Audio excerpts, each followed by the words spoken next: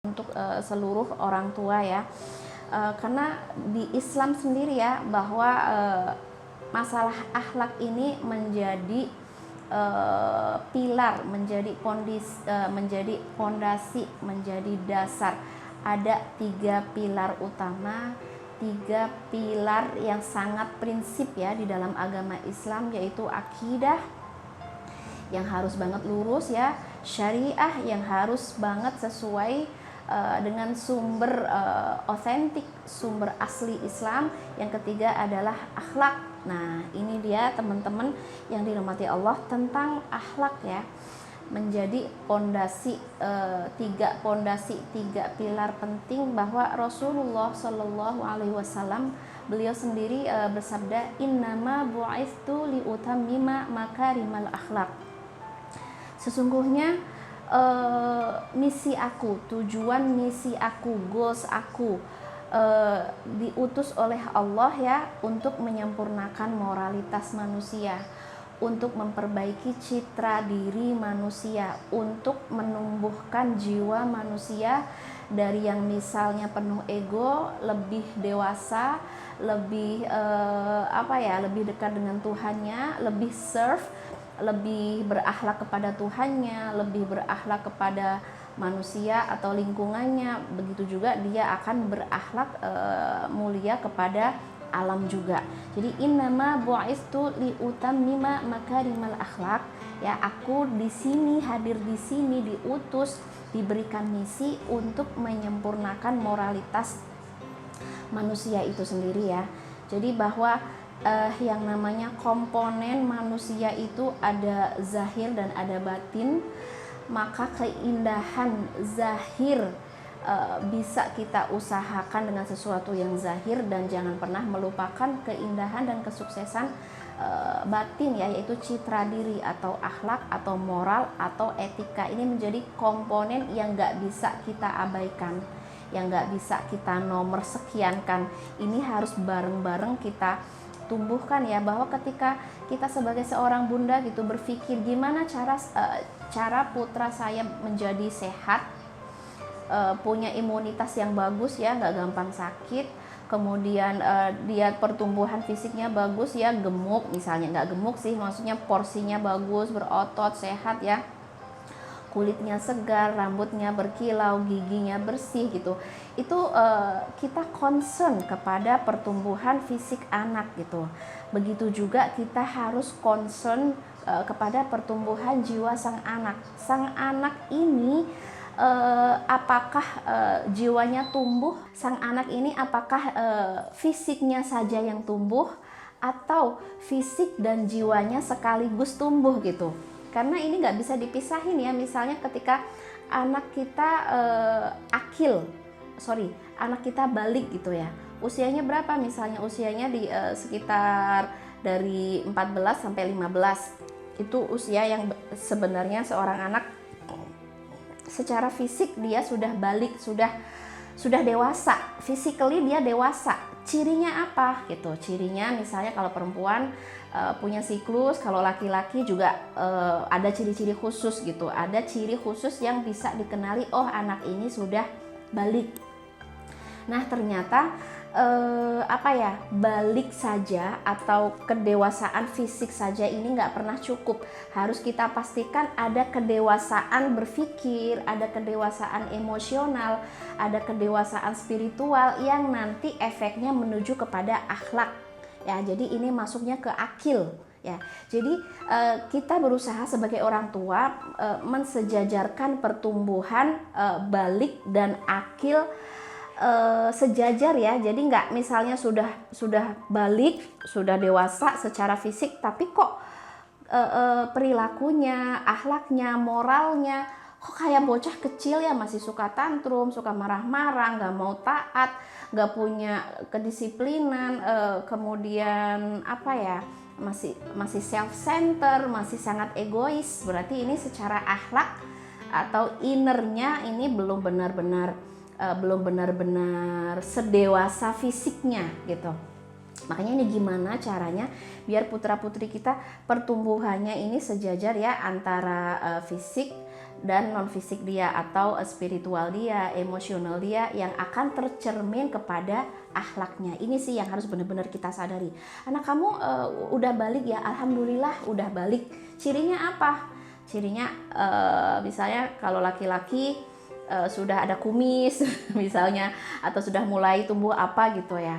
Nah, ketika ditanya anak kamu sudah balik belum, belum seperti itu ya. Kemudian ketika ditanya anak kamu sudah akil belum, aduh ini kayaknya sih yang belum gitu. Nah, ini harus kita kejar gimana supaya anak kita benar-benar tumbuhnya bagus, baliknya dan akilnya sekaligus. Jadi konsep dari akil tadi adalah dewasa secara spiritual, dewasa mindset dia, dewasa emosional dia, yang akan tercermin kepada akhlak dia. Apakah dia semakin hari semakin punya sifat empati, atau sebaliknya semakin hari semakin egois?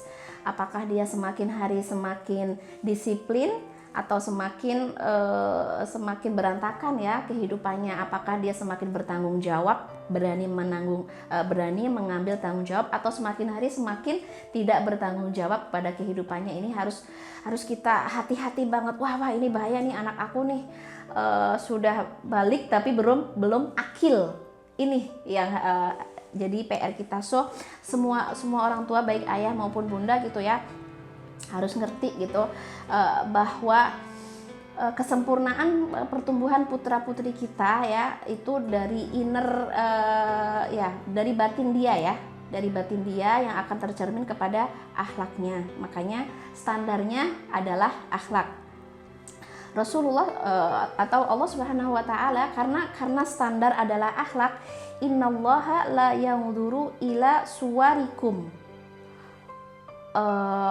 walakinnallah yanzuru ila qulubikum wa a'malikum. Namun Allah tidak melihat fisik kamu, namun Allah akan melihat, memperhatikan, mengganjar, mempahalai, appreciate kepada kulub ya, inner kita, batin kita, pertumbuhan jiwa kita, itu yang akan dilihat sama Allah.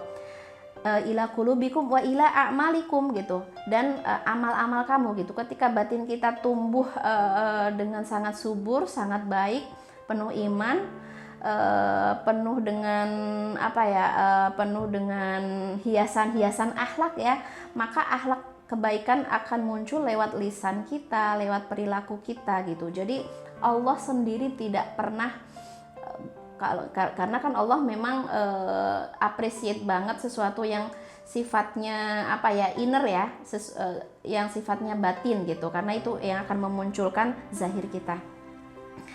Jadi innallaha walakinnallaha yanzuru ila qulubikum, Allah menyaksikan pertumbuhan jiwa putra putri kalian. Kalian berhasil belum membuat putra putri kalian good looking di hadapan Allah?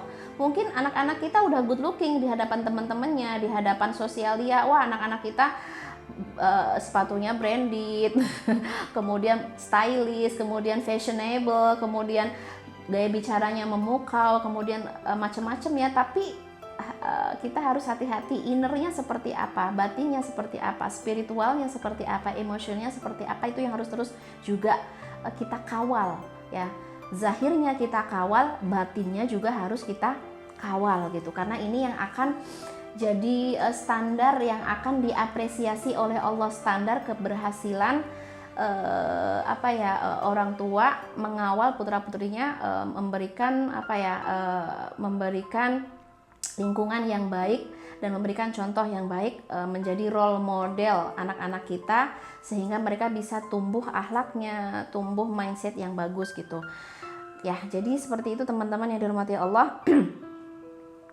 Anak-anak kita ini akan punya integritas, akan punya karakter yang kuat, akan punya citra diri yang sangat indah ya ketika kita concern, kita fokus ya, punya perhatian yang lebih kepada pertumbuhan jiwa mereka gitu.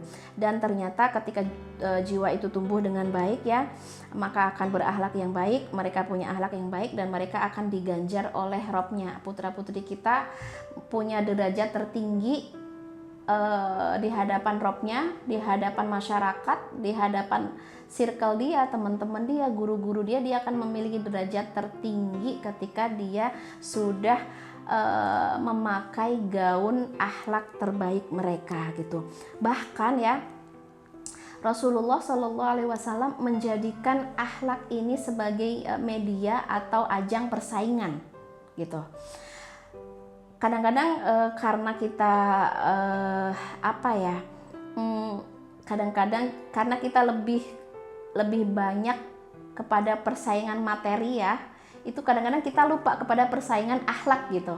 Itu loh misalnya persaingan materi ya, itu si A gitu karirnya udah bagus, kamu belum gitu, sehingga nilai satu-satunya adalah karir. Itu si B itu nilainya bagus, si C itu dia keren, jadi kita selalu selalu menjadikan nilai-nilai material ya sebagai ajang persaingan. Dan sebenarnya ini yang harus kita seimbangkan. Oke, nilai material boleh bersaing, namun nilai-nilai akhlak, nilai moral, nilai etika juga nggak boleh kita lupain. Harus seimbang ya. Misalnya kita putra-putri kita dalam satu kelas kita tanyain gitu, Yahya, misalnya aku ya gitu, Yahya, teman kamu yang paling yang paling murah senyum siapa gitu. Jadi kita mencari kelebihan dan menjadikan itu sebagai bentuk persaingan. Yang paling murah senyum siapa? Oh, ini si A gitu. Wah, berarti kamu harus belajar dari dia gitu. Kemudian teman kamu yang paling cepat tanggap, yang paling senang membantu gitu. Kalau ada apa-apa dibantu itu siapa? Oh, si B gitu. Wah, kamu harus belajar dari dia. Terus teman kamu misalnya yang paling suka menolong atau yang paling suka berbagi, itu kita jadikan bahan obrolan biar mereka menjadikan itu sebuah kompetisi. Jadi kompetisi itu bukan hanya tentang prestasi nilai, bukan hanya prestasi bahasa, bukan hanya prestasi matematis, bukan hanya prestasi, itu semuanya bagus, cuman harus kita support juga gitu. Teman-teman kamu itu dari 20 teman-teman kamu itu pasti mereka punya banyak kebaikan yang kamu harus kompetisi dengan mereka. Coba temenmu yang paling sopan siapa gitu, kamu harus bisa lebih sopan dari dia. Oke. Rasulullah Shallallahu Alaihi Wasallam ya, beliau pernah bersabda, ahabbakum ilayya wa aqrabakum minni fil akhirah majlisan, ahasinukum akhlaqa wa inna abghadakum ilayya wa ab'adakum minni fil akhirah aswa'ukum akhlaqa as-sarsarun al-mutafaikihun al-mutasyaddiqun. Nah, ini petunjuk Rasul tentang akhlak. Kita harus menjadikan akhlak ini sebagai media persaingan, satu, menjadi pondasi kebaikan dan bahkan nilai dasar kita untuk melevel up diri dan melevel up anak-anak. Anak-anak ini spiritualnya, kemudian mindsetnya dan emosionalnya harus di level up dengan banyak mendengarkan hadis-hadis Rasulullah Shallallahu Alaihi Wasallam ya. Apa ucapan beliau? Sesungguhnya yang paling aku cintai, yang paling aku sukai ya, Rasul menyukai banyak hal. Namun ada sesuatu yang paling dicintai oleh Rasul adalah yang sesungguhnya yang paling aku cintai dan yang akan punya posisi terdekat dengan aku di akhirat kelak, akan punya majelis terdekat dengan aku, akan punya seat. Ya, seat itu tempat duduk terdekat dengan aku, posisi terdekat dengan aku. Dia intinya punya tempat VIP, very important person. Dia akan menjadi very important person di akhirat kelak, paling dekat dengan Rasul, paling dicintai dengan Rasul. Siapa dia? Ahasinukum akhlaqo, yang paling baik akhlaknya, yang paling tinggi moralnya, yang paling mulia sopan santunnya. Ini ya, ahasinukum khuluqo. Jadi akhlak yang mulia ini jadi idaman ya, jadi idaman setiap orang tua. Goals kita memberikan pendidikan kepada anak-anak kita adalah akhlak mulia. Kamu belajar matematika, oke. Kalau kamu belajar matematika tapi makin sombong, berarti tujuan belajarnya harus diluruskan. Kamu belajar bahasa Inggris, kemudian udah ocehan bahasa Inggrisnya udah keren banget, tapi ujungnya adalah sombong, maaf, berarti tujuan pendidikannya harus diluruskan lagi.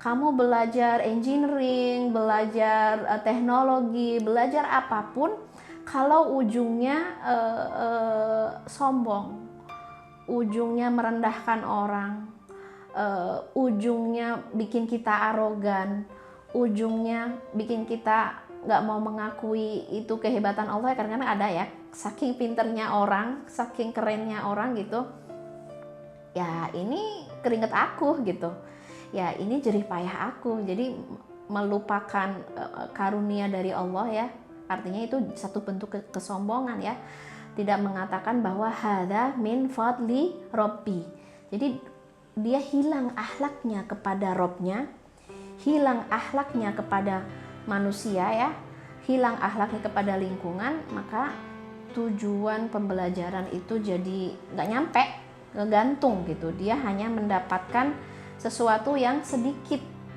atau hanya baru setengah, dia belum sempurna gitu.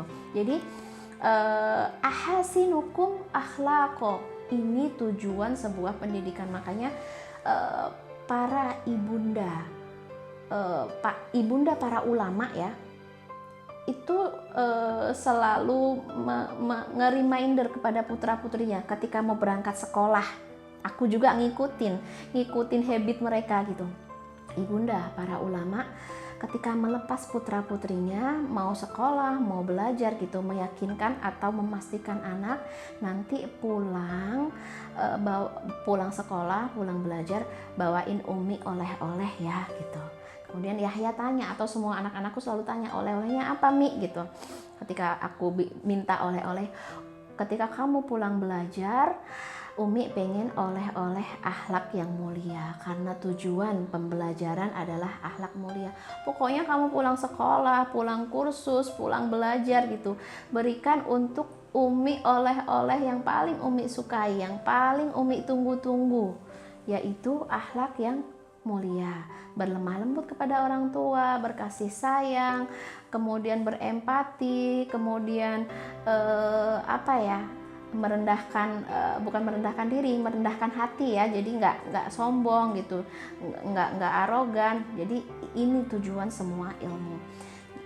Bahkan kalau ibunda yang lain ya mengatakan, ketika putra putri kita belajar, atau ini ada seorang ibu ya, memang putranya ini calon ulama Islam ya, ketika setiap belajar ibunya bilang, setiap 10 paragraf yang kamu tulis, nah ketika kamu menuliskan setiap 10 paragraf, terserah mau ilmu apapun ya, pastikan paragraf itu membuat kamu lebih patuh kepada Allah, lebih taat kepada Allah, lebih bersyukur kepada Allah, dan lebih berakhlak mulia kepada sesama manusia.